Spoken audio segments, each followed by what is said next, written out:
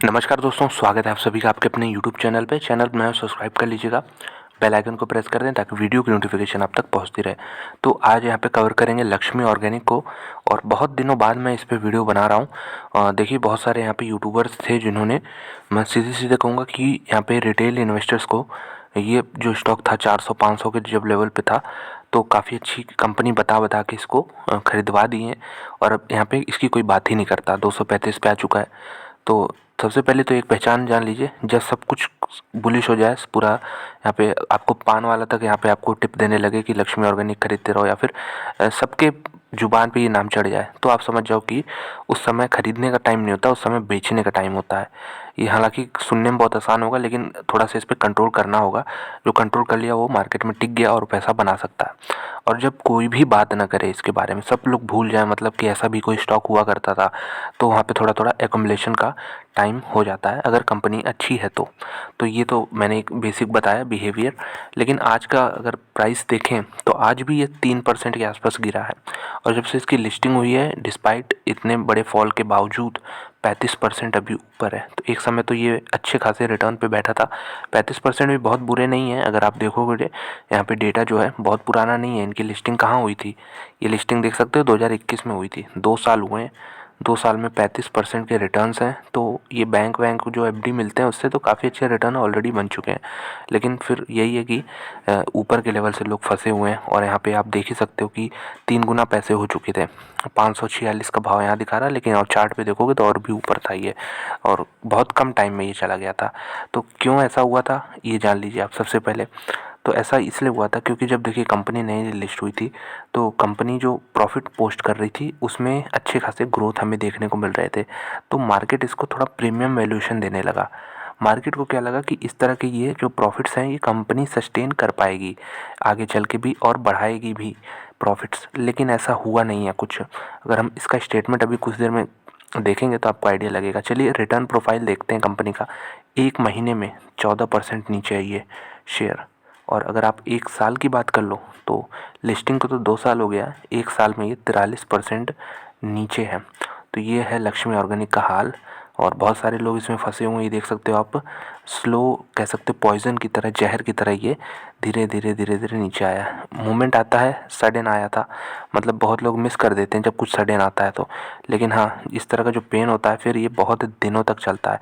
इसीलिए मार्केट में देखिए बहुत ही, मैं कहूँगा कि ब्रूटल होता है मार्केट। और यहाँ पे जो लोग इसमें नहीं सर्वाइव कर पाते हैं, इसका पीछे का रीज़न यही होता है कि वो तैयार नहीं होते हैं। यहाँ पे अगर कोई बाई कर रहा था, यहाँ पे अगर आप देखो तो 400-500 के भाव पे, तो यहाँ पे बिल्कुल उसको तैयार रहना चाहिए था कि 30-40% की गिरावट हमें यहाँ से देखने को मिल सकती है।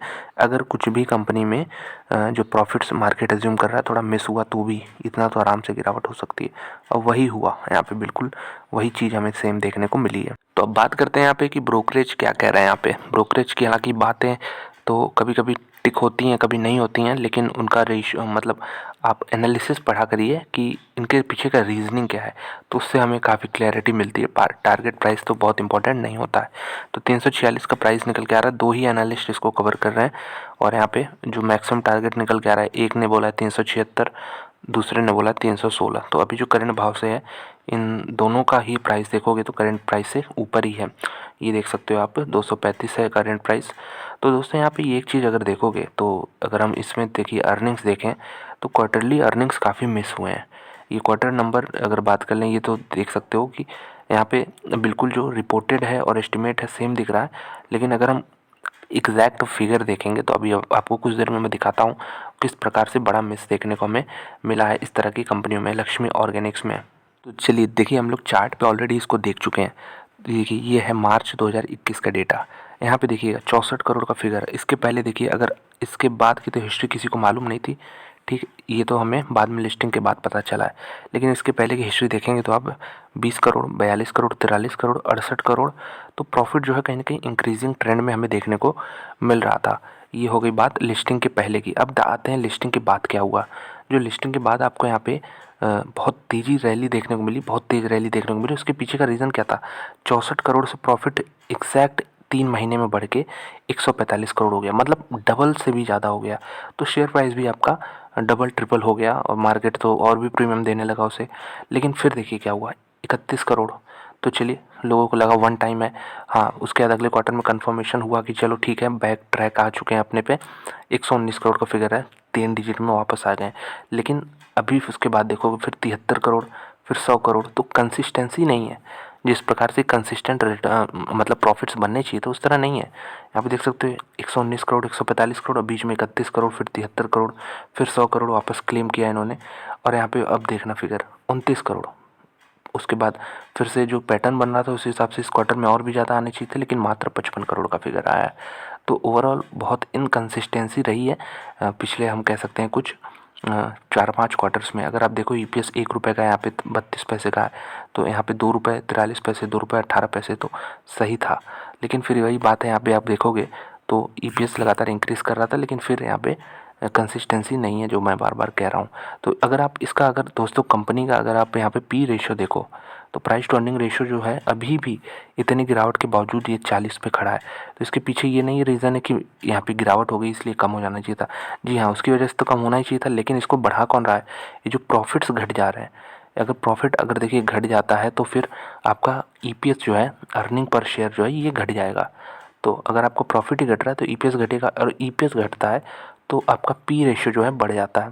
तो इसको एडजस्ट करने के लिए प्राइस नीचे आ रहा है। तो प्राइस नीचे आने के बावजूद जो है आपका जो है प्राइस टू अर्निंग रेशियो बहुत अभी फेवरेबल नहीं है।